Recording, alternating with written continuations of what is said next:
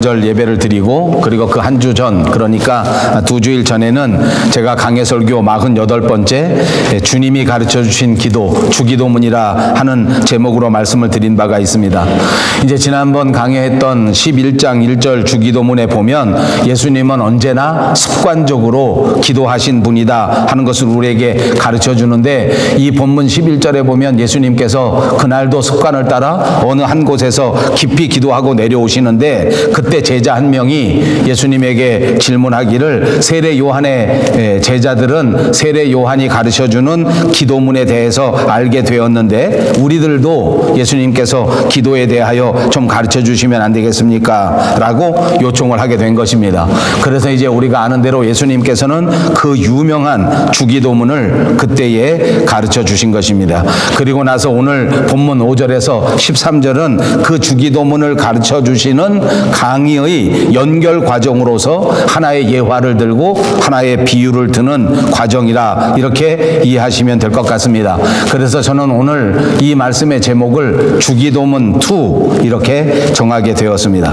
자, 오늘 예수님께서 직접 들어주신 예화, 그 비유를 보니까 한밤중에 친구를 찾아온 친구들의 이야기가 등장합니다. 그러니까 한밤중에 한 사람이 친구의 집에 방문하게 된 것입니다.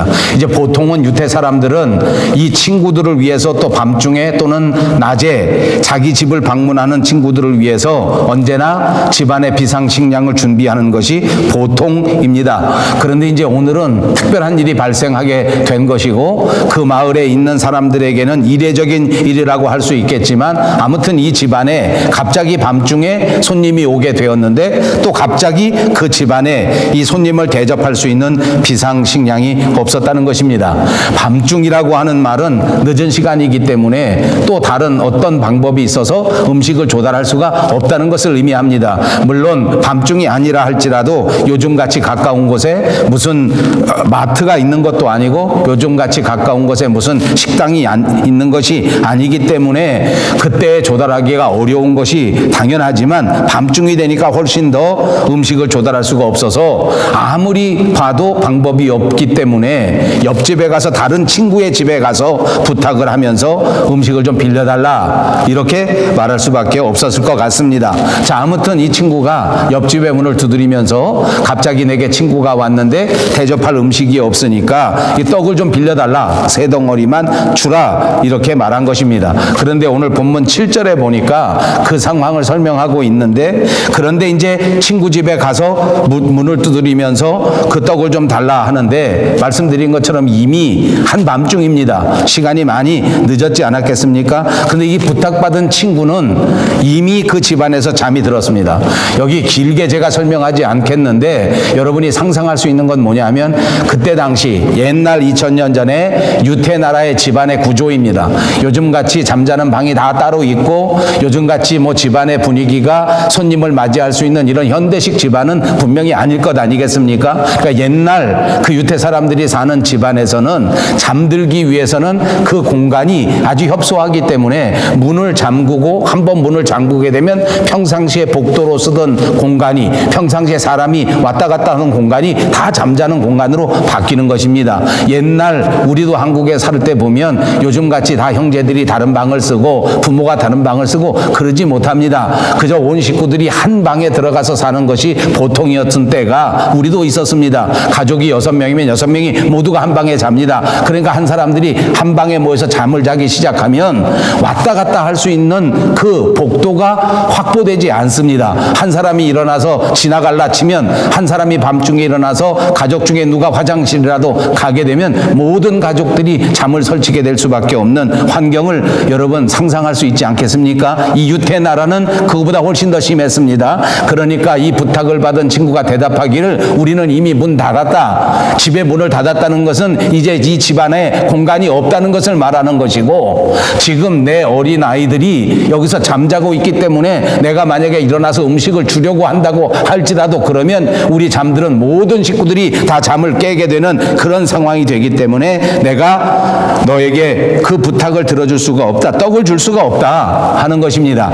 그런데 우리가 아는 것처럼 이 이야기의 결론은 떡을 안 주는 것으로 끝나는 것이 아니고 간절하게 부탁하니까 간청하니까 결국은 이 사람이 자기 아이들의 잠을 방해했는지 온 가족이 다시 일어났는지는 모르겠지만 그러나 결국은 떡을 얻게 되었다는 것입니다. 그래서 오늘 본문 8절에 보니까 그 상황이 설명되어 있는데 비록 벗됨으로 인하여서는 일어나서 주지 아니할지라도 그 간청함을 인하여 일어나 그 요구대로 주리라, 이렇게 말씀하고 있습니다. 계속 부탁하니까 또 계속 졸라대니까 그러니까 그 부탁을 들어줬다, 이렇게 해석할 수 있는 대목입니다. 그리고 역사적으로 많은 사람들이 그렇게 해석해 왔고 온 교회가 그렇게 해석했던 것이 사실입니다. 사실은 이 8절뿐만 아니라 그 다음 이어지는 9절을 보게 되면 이 9절에는 그것을 더 강조하는 것처럼 보여집니다. 말하자면 이 스토리, 이 비유, 이 예화의 중심이 마치 간청함인 것처럼 보여질 수도 있다는 것입니다. 제가 말씀드리는 설교를 여러분이 들으면 분명히 간청함이 주제는 아니다 하는 것을 여러분이 깨닫게 되실 것인데 맞습니다. 저는 이 대목, 이 예화를 간청함을 핵심이라고 말하지 않으려고 하고 있습니다. 그런데도 불구하고 많은 교회의 사람들이 이 대목에서 간청함을 가장 중요한 핵심으로 생각해서 그렇게 간절히 구하면 하나님이 주신다, 계속 부탁하고 계속 잘라내는 게 되게 중요하다, 우리가 기도할 때에도 이렇게 기도하면 좋겠다라고 해석하는 사람들이 의외로 많습니다.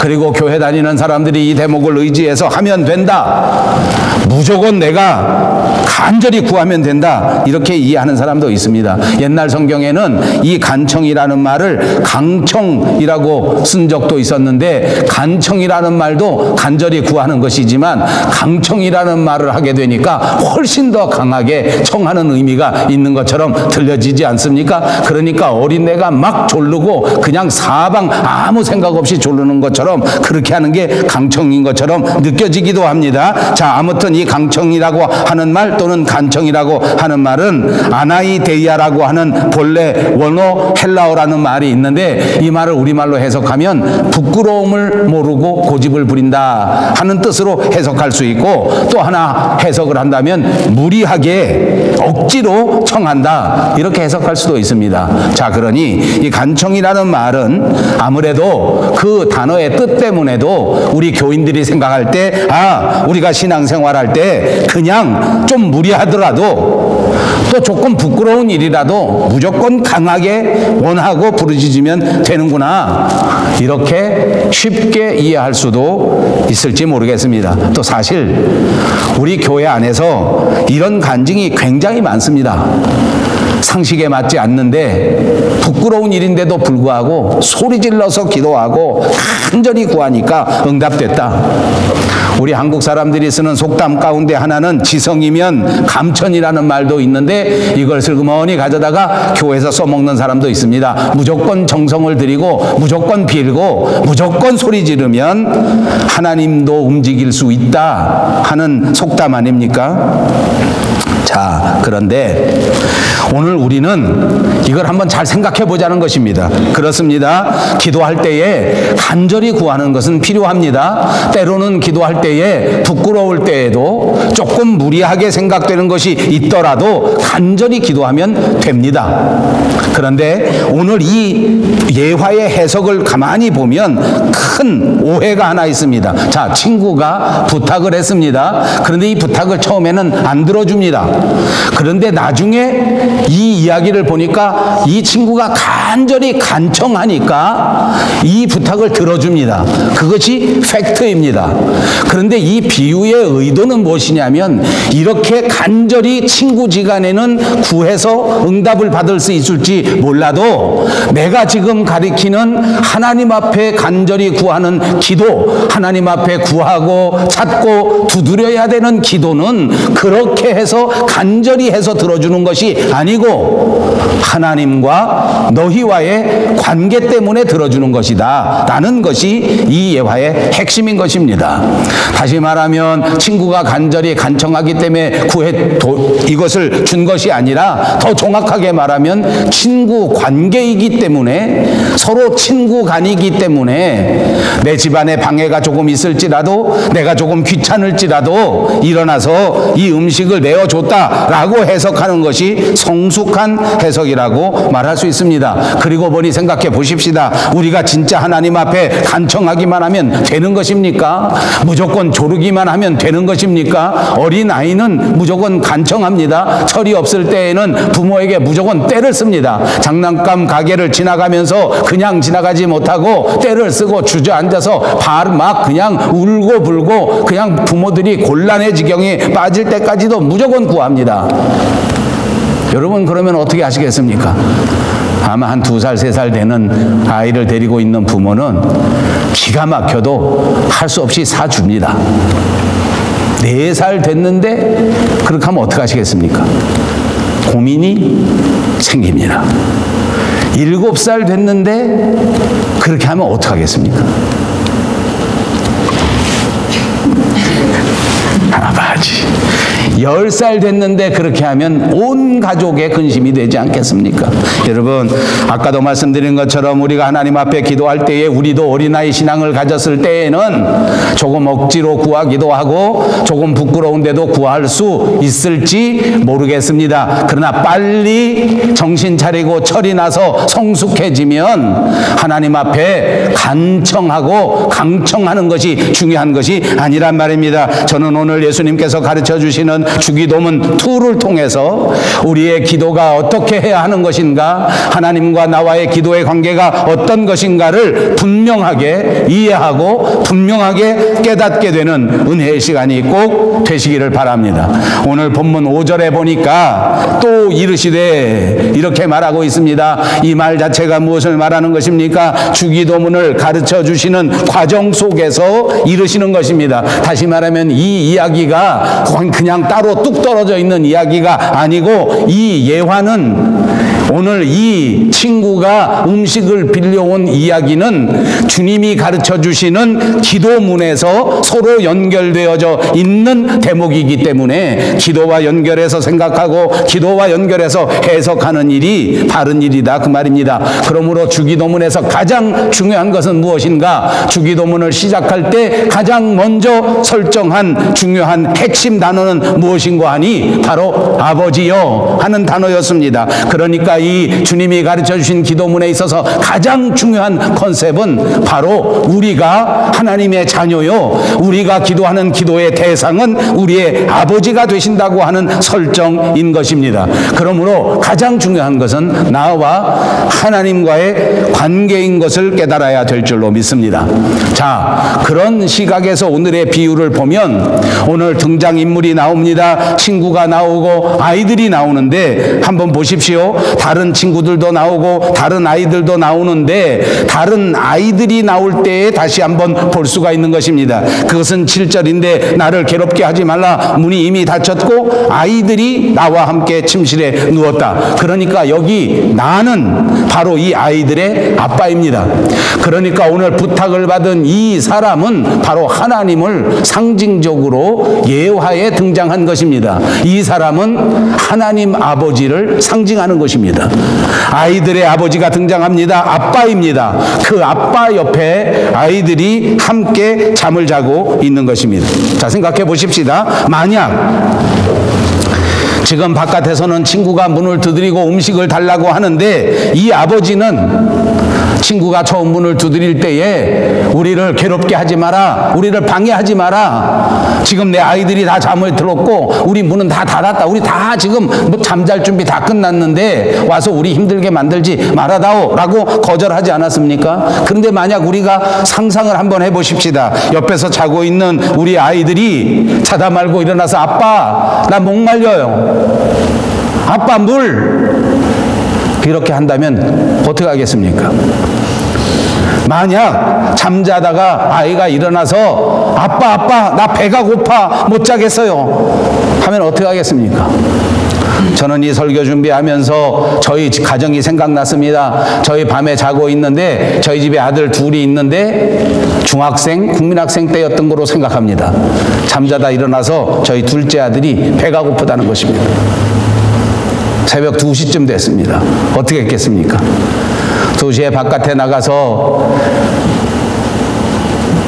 음식을 다시 만듭니다. 그릴에 불을 올리고 이만한 스테이크 꺼내서 밤 2시에 아들 둘과 더불어 스테이크를 먹었던 적이 10번도 넘습니다. 자식이 자다가 배가 고프다 그러면 벌떡 일어나서 먹을 것을 주지 않겠습니까? 자식이 자다가 목이 마르다고 하면 아버지는 벌떡 일어나서 물을 떠다 주지 않겠습니까? 왜 그렇습니까? 아빠이기 때문입니다. 다른 이유가 없습니다. 아버지이기 때문에, 어머니이기 때문에. 그러니까 다시 한번 강조합니다. 오늘 이 예화의 핵심은 간청이나 강청이 아닙니다.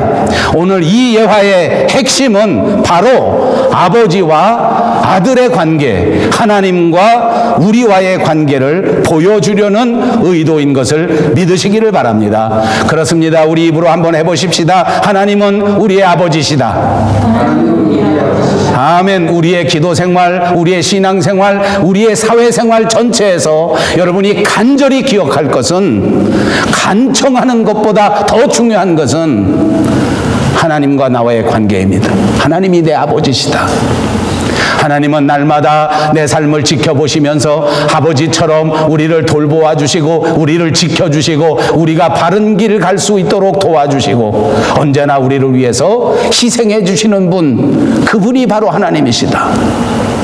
이 사실을 꼭 기억하시고 꼭 생각하시고 꼭 묵상하시면서 살아가시는 여러분 모두가 되시기를 주님의 이름으로 축복합니다. 그러니까 오늘 본문의 비유는 다시 한번 강조합니다. 너무 중요해서 제가 몇 번씩 반복해서 설명합니다. 이 본문의 의미는 바로 이런 것입니다. 친구지간에는 혹시 간청 때문에 귀찮지만, 하기 싫지만 간절히 구하니까 그 청을 들어줄 수도 있다. 그러나 우리가 믿는 우리 하나님 아버지는 그런 분이 아니다. 하늘의 아버지께서 우리의 기도에 응답해 주시는 것은 우리가 간청하거나 우리가 강청하거나 우리가 소리질러 부르짖어서 기도하기 때문에 해 주시는 것이 아니라, 하나님은 우리의 아버지시요 너희들은 하나님의 아들이요 하나님의 딸이기 때문에, 그 관계 때문에 아버지께서 너희의 기도에 응답해 주시는 것이다. 사랑 많으신 우리 아버지, 우리 하나님께서 하나님의 자녀가 되시는 너희들의 요구를 들어주시겠는가 안 들어주시겠는가 라고 반문하는 것이야말로 오늘 이 본문의 내용인 줄로 믿습니다. 그렇습니다. 하나님이 우리의 아버지이십니다. 이 사실을 믿고 하나님 앞에 기도하면서 구하고 찾고 두드리는 삶을 살아야 한다라는 것이 이 본문의 핵심 내용인 것을 꼭 잊지 마시기를 바랍니다. 그렇습니다. 하나님이 나의 아버지이신 것을 믿고 구하고 찾고 두드리는 여러분들이 꼭 되시기를 주님의 이름으로 축복합니다. 게다가 우리는 하나님께서 잘 들으시라고 큰 소리로 소리 높여 기도할 필요가 없습니다. 주님이 빨리 일어나시라고 문을 막 쾅쾅쾅쾅 그렇게 두드릴 필요가 없습니다. 아주 작은 소리로 속삭여도 충분합니다. 아니, 어떨 때는 음성이 필요 없습니다. 단순히 침묵으로 아버지 앞에 나아가 간절히 구하고 찾고 두드리기만 해도 하나님 앞에는 충분할 줄로 믿습니다. 왜냐하면 하나님은 우리의 아버지시기 때문입니다. 그런데도 왜 우리가 아버지 앞에 구하지 않고, 그런데도 왜 우리가 아버지한테 찾지 않고, 그런데도 왜 우리가 아버지를 두드리지 않는 걸까요? 이래도 되겠습니까? 아닙니다. 사랑하는 성도 여러분, 이제부터 더 아버지 앞에 나아가 구하고 찾고 두드리는 우리들이 꼭 되시기를 주님의 이름으로 축복합니다. 날마다 기도해야 합니다. 하나님이 기뻐하십니다. 날마다 찾아야 합니다. 하나님이 기뻐하십니다. 늦지 않았습니다. 이제부터 날마다 하나님 앞에 나아가 구하고 찾고 두드리는 여러분들이 되시기를 바랍니다. 아버지께서 기다리십니다. 여러분의 기도를 기다리고 계시단 말입니다. 왜 기도하지 않습니까? 혹시 여러분, 나는 날마다 기도하고 있습니다 라고 대답하실 분 있으십니까? 정말 잘했습니다. 그렇다면 더 많이 기도하시고 날마다 기도하는 여러분들이 되시기를 바랍니다. 왜냐하면 기도 외에는 이런 능력이 우리에게 나타나지 않기 때문입니다. 예수님이 제자들과 살아가시는 동안 어느 날 변화산에 올라가셨습니다. 그날 변화산에서 기도를 마치시고 내려오시는데 제자들이 예수님을 향해서 질문합니다. 선생님, 왜 우리는 귀신을 내쫓지 못하고 왜 우리는 마귀를 이기지 못할 것이었나요? 그때 주님이 대답하지 않았습니까? 이런 귀신은 기도가 아니고는 나가지 않는다. 이런 삶의 문제들은 기도가 아니고는 해결받을 수가 없다. 이렇게 대답해 주셨습니다. 기도할 때 하나님이 응답해 주신다고 약속해 주셨습니다. 그러므로 우리가 하나님 앞에 기도해야 될 것이 무엇인지, 언제 기도해야 할지 다시 한번 깊이 깨달으시기를 바랍니다. 오늘 성경 본문에 보니까 우리가 기도하면 하나님께서는 우리에게 좋은 것으로 갚아주신다고 약속해 주셨습니다. 기도할 때에 예수님께서 우리에게 응답해 주시고 그 응답을 통하여 우리는 이 땅 위에 살아갈 때에 승리하면서 기쁨으로 행복한 삶을 살 수 있다고 말씀해 주셨습니다. 예수님처럼 우리도 습관적으로 날마다 기도하는 성도들이 꼭 되시기를 바랍니다. 13절 마지막 절을 보십시오. 너희가 악할지라도 좋은 것을 자식에게 줄 알거든 하물며 너희 하늘 아버지께서 구하는 자에게 성령을 주시지 않겠느냐. 성령님을 주시겠다고 합니다. 이것으로서 오늘 예화의 본문을 마지막으로 끝내고 있습니다. 여러분, 이 대목은 성경의 똑같은 이야기가 마태복음 7장에도 등장합니다. 그런데 이 마태복음 7장 11절에 나와 있는 말은 너희가 악한 자라도 좋은 것으로 자식에게 줄 알거든 하물며 하늘에 계신 너희 아버지께서 구하는 자에게 좋은 것으로 주시지 않겠느냐라고 말했는데, 그런데 오늘 우리가 읽은 본문 13절에는 너희 하늘 아버지께서 구하는 자에게 성령을 주시지 않겠느냐라고 말씀한 겁니다. 좋은 것을 주신다고 했는데 그것이 바로 성령을 주시는 것이다. 이렇게 정확하게 누가복음에서 말씀하고 있는 것입니다. 그러므로 우리 삶에서 가장 좋은 선물, 우리 인생의 최고의 선물, 그것은 바로 성령님을 받는 것인 줄로 믿습니다. 성령 충만한 것입니다. 그렇습니다. 우리가 기도할 때에 우리가 날마다 하나님 앞에 구하고 찾고 두드릴 때에 하나님께서는 우리에게 성령 충만의 역사를 주시고 선물을 주시고 축복을 주신다는 말씀을 믿으시기 바랍니다. 성령님은 바로 무엇입니까? 요한복음 14장 그리고 16장에 보면 예수님의 이야기, 성령님의 이야기가 아주 등장하고 있습니다. 거기 이야기를 쉽게 말씀드리면 이런 내용입니다. 예수님이 십자가 달리시기 직전에 이제는 십자가에서 희생하셔야 할 터인데 그때 제자들과 더불어 이야기를 나누십니다. 그런데 이 대화는 정말 컴컴한 분위기, 오늘 저와 여러분이 예배드리는 오늘처럼 이렇게 무거운 분위기가 아니었나 생각합니다. 제자들의 심정은 진짜 비 오는 이 가을, 깊은 가을 날짜와 비슷했을 것 같습니다. 마음이 흐립니다. 마음이 어둡습니다. 왜냐하면 예수님께서 말씀하시는 내용 자체가 무거운 내용이기 때문입니다. 예수님은 말씀하실 때에 우선 이 12 제자들 가운데에 어떤 한 명이 나를 배신하게 된다. 우리들 중에 누가 예수님을 배신한다고 하니 그 대화의 시간은 정말 캄캄한 큰 어두움이 짓누르는 분위기였을 것입니다. 또 말씀하시는데 더 낙심할 수밖에 없는 말씀을 하시는데 그건 바로 베드로가 예수님을 부인하게 될 것이다. 베드로가 누굽니까? 우리들 가운데서도 정말 최고의 수제자라고 할 수 있는 베드로가 예수님을 배신한다는 것입니다. 이게 엄청난 충격입니다.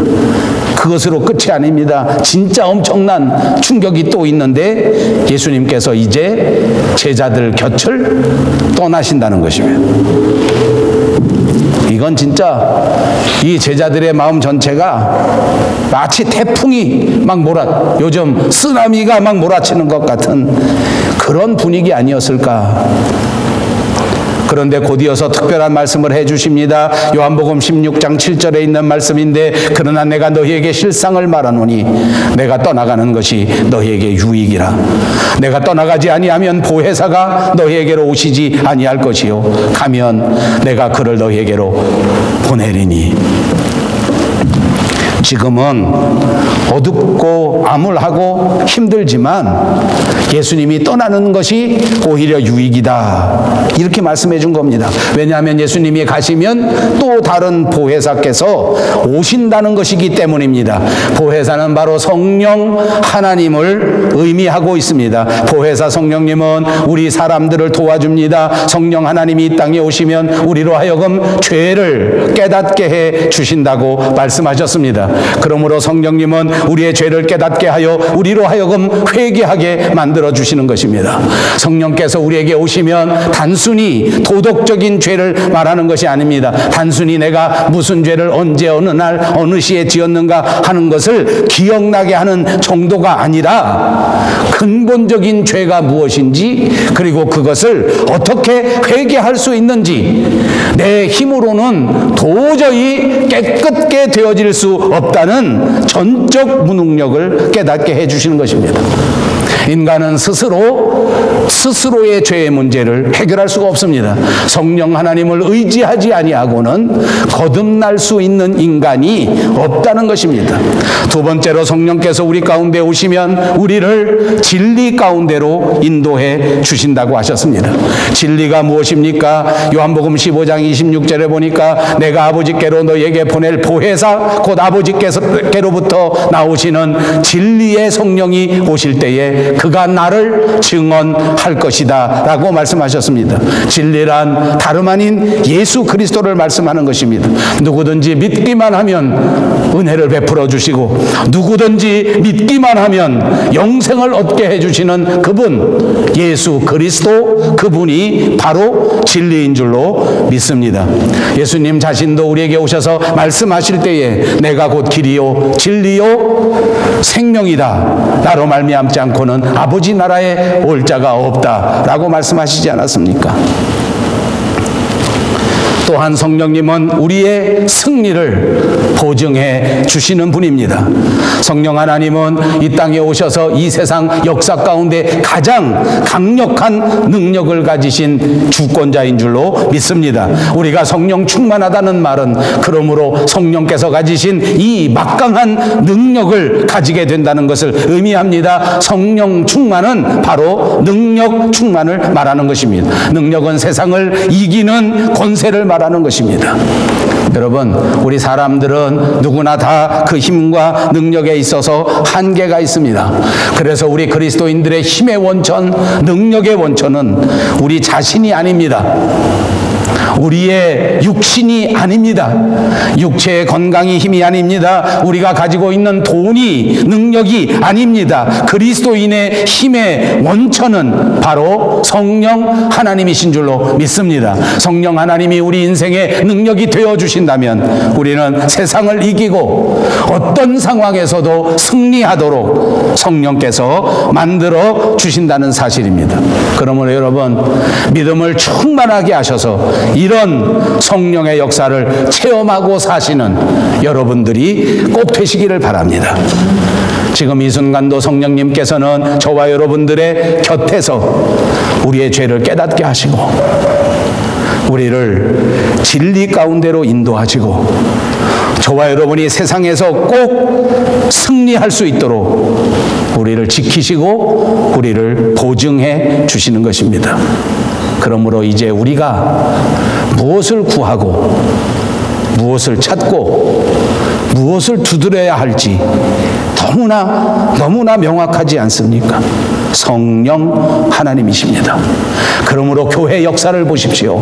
초대교회로부터 지금까지 하나님 앞에 온전한 교회는 늘 두 손을 번쩍 들고 성령 하나님이여 오시옵소서 이렇게 기도하고 이렇게 구했습니다.